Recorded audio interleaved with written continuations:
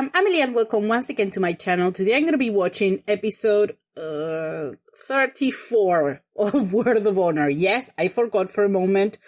Between the Untamed and Word of Honor is, I know it's just two numbers, but it's two numbers too many. And this one that I'm watching, I already said that I'm not watching on YouTube. I'm watching the ones that I have downloaded in my computer. And this one don't have the subtitle with the number of the episode. And I have to see the Chinese one, which I can read. I can read at least the number. I know the three symbols in the middle, the three characters in the middle rather are the number 3, 10, and 4, but it just takes me a while to recognize them. So, I got there in the end. Okay, so episode 33 was such a wild ride. I feel, and it's weird because episode 33 from The Untamed is also a wild ride. I'm not going to say how in case some people haven't seen it, but there is something about this number, obviously, that is it's something special about this number. Let's just say it like that. A lot happened. I got very emotional. You know that I sometimes get emotional. And when I get emotional, words come out of my mind, rather not of my mind. I wish words come out of my mouth. They just come out of my mouth. That's the problem. No intervenence from my mind, just words coming out. So I obviously say a lot of things that then when I have time to think about, it's just, maybe I was unfair. And I'm going to go there, today I'm going to discuss some of that. Let's just talk about some of the things that happened in the last episode. First of all, I think I cannot avoid mentioning this Scorpion's King outfit. Why? Because it seems to me like one thing is to put an outfit that's just ugly. But you can say, yes, sure, Amelie, they don't have a lot of budget. They are doing the best they can. And I say, sure, that's true. So a lot of the outfits that are just ugly or they're just repeated, I can say, well, they're working with what they have. For example, Zhao Xing is somebody who has some of the ugliest outfits in the whole show. And maybe it's just a personal opinion because I don't like that particular shade of gold/yellow. But to me, they're just ugly. They're just ugly. And he's the richest man in this show. I think with the exception of the prince, he's probably the richest man, of all the people that appear in this show and still wearing some of the ugliest. And I think he has like 2 different outfits or 3 and that's it. So that I can forgive because, they're working with what they have. But whatever monstrosity Scorpion King was wearing last episode was something else. And I already put it, it was a curtain. It was a curtain. It's just what it is. It is a curtain. And what catches my attention of that is the fact that he didn't need to wear that. They could have not put that long fringe that he had, and the outfit would have looked fine, like nothing special, but it wouldn't have looked like that. It was why? What's happening? They actually would have saved money if they had not put the fringe, but they decided to put the long fringe. It was a decision that they made, and we all have to live with it now. We all had to see it with our own 2 eyes, and then just remember it for the rest of our lives. And that is something that we have to live with forever. What else happened in the last episode? I had a lot of strong feelings about that outfit. It definitely takes me back to my childhood because I had that exact curtain, not in black. I think mine was like not mine, in my house when I was a child. We had one that was like white, green, and purple, I think, in the back, door, the door that went to the backyard. So to me, it definitely gave me the very strong sense of nostalgia. But that's it. Other than that, I have no positive feelings towards whatever he was wearing. Anyway, what else happened in the last episode? We have Chen Chao, who finally broke things off with whatever his name is. And I'm happy that finally 33 episodes on, 34 if you count this one, and I finally learned Beauty Ghost's name. I'm very proud of that. Goatee guy, I don't give a shit. I don't care. I never cared for him. I'm not going to learn his name. It doesn't matter. He's not important. He's gone now. He's no longer in her life, so I'm not going to care.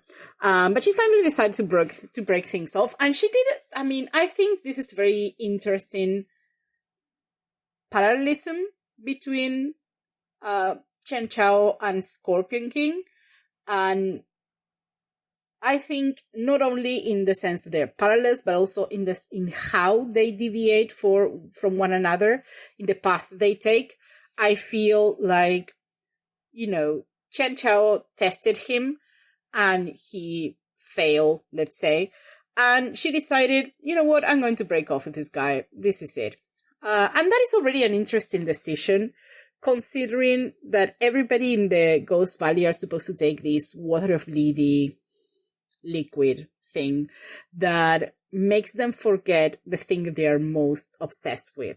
And I feel that it's very healthy of her to make that decision for herself, not just because he was obligated to forget that obsession, but because she said, you know what, it's time to forget. So she broke things off with a guy. I couldn't be happier. She's a free woman. You know who else is a free woman? I don't want to say anything, but Tragic Comic Ghost is there being a free woman, I guess. I guess she's still married to Xiaoxing. Is she still married with Xiaoxing? I hope not, but, it's not valid. We're not considering that. She's a free woman. I don't know. I guess she's right there, but, whatever. And what I was saying about Scorpion King is the Scorpion King did the thing. He tested Xiaoxing, and Xiaoxing failed that test, and yet he was still willing to give her another chance. Say, no, I'm going to give her another chance. And it's like, no more chances. I was like, oh, my God. I feel really sorry for him, not only because of his dress choices, but my God. It's just sad. And also, let's jump to the ending of the episode where he gave something to Xiaoxing so he couldn't speak, and he implied that he was going to keep him, like, as a pet? What? So the fact that he can't let go to that obsession, and the fact that Chen Chao could, very interesting way to contrast these two characters. I really enjoy that. Not the part where Scorpion King seems to be keeping his fake father around somehow. I don't know. I don't know about that. I don't know. And then we arrive to the elephant in the episode. Wen Kexin.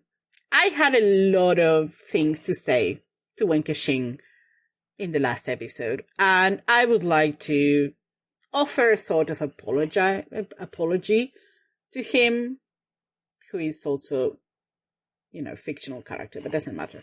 You know how it is. You just get in the heat of the moment and you say things, and then you think about them. It's like, oh, no, that wasn't fair.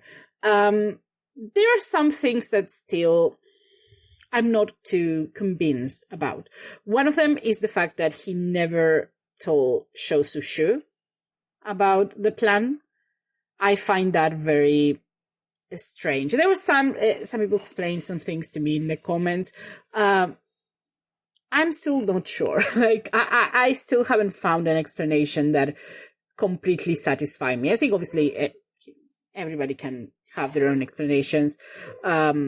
I don't know if this is something that is openly discussed in the show later, maybe. Personally, maybe he was trying to protect him. I don't know. I don't know. I also realized that he obviously never told Guxiang about the plan, at least until later, because, and I say this with all the love in my heart, the moment Shou Sushu told Guxiang about Shou Sushu's, not Shou Sushu, she was alive, Wen Kexin's death, I don't think she was acting. I think that was 100%, authentic. On the other hand, when she went to the Heroes Conference, she didn't say, oh, Wen Kexin is there, I guess he's alive. So she definitely, between that moment with Shou Sushu and the Heroes Conference, she obviously find out in the middle, like, what happened. I'm guessing Cao Wenin too. So in that sense, he obviously wasn't the only one who didn't know about the plan, but still I find it strange. Yeah, maybe he didn't want to get him involved or something like that, but I don't know. What I would say is that I don't believe, and I'm sorry if it came that way, I don't believe that it was Wen Kexin's fault that Shou Sushu took the nails out. Thinking back to the episode, I don't think... Obviously, he thought he was going to be very upset. But I think that when Wen Kexin left Shou Sushu, he was surrounded by friends. Guxian was there, Cao Wenin was there. He had like 17 new disciples. Jin Beijuan was there. Da Wu was there. So I think he felt like even if Shou Sushu had to go through with this, he was surrounded by a lot of people and with a lot of people that were going to help him get through it. And that they were going to, just work as a contention for him. Is this contention the right word? I don't think so. I think I'm thinking of the Spanish word. But I don't remember the English words. Just look, I've been translating all day. You cannot ask me to do this also at this hour. But I feel like he assumed that Shou Sushu wasn't going to do something like that. But also, he didn't know that Wu had given him that medicine. I don't know if he even knew the existence. I mean, obviously he knew that Wu was going to heal him and that there was a treatment involved. But I don't think if he specifically knew about how the medicine worked. And Wu definitely gave the medicine to Shou Sushu after Wen Kexin had left. So obviously he didn't know anything about the medicine. He didn't know if it was, that it was even a possibility for Shou Sushu to take the nails out and, ruin the whole thing. So I don't think it's something that he even considered. Was it right to make Shou Sushu go through with his death? Knowing that maybe he could plan it. I mean, again, without knowing what was going through Wen Kexin's mind, I don't know. My inclination would be maybe yes. But definitely, I don't think we can blame him for whatever Shou Sushu did. Because at worst, I think Wen Kexin would have thought that, well, the worst that he can do is try to avenge me. I don't think it ever occurred to him. I don't think he thought that he was going to commit suicide or anything like that. I think that he may be willing or he may want to avenge me. So he's going to go to the Heroes Conference and do something there.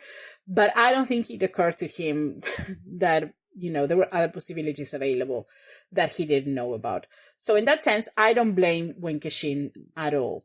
I actually really enjoyed that whole scene, with people just complaining. I think last episode I said the same thing. They were not complaining. They were accusing Shaoxing of all the atrocities that he had committed. Obviously, it was very depressing, the fact that they keep just panning to Shou Sushu, knowing what we know. There is a specific name for that, but I don't remember at this moment. But I really enjoy that. But it's obviously heartbreaking. And I want to know where are we going from there. And also the last episode ended with Ye Bai maybe wanting to kill everybody from the Ghost Valley, which, harsh. So I guess we'll see. Another moment that I absolutely love in that episode was the ghosts not recognizing Winkle, not recognizing. They knew exactly who he was. But just, the fact that changing ghosts actually make the effort to look is like, oh, no, we don't know this guy. What? They were obviously part of the plan. Everybody, by the end of the episode, I think everybody was part of the plan. That's my theory. So I don't know. But it was an episode that I really enjoyed a lot. And I don't know. I feel like it's an episode that I can enjoy it. Like, I would enjoy it more now that I know what's going to happen.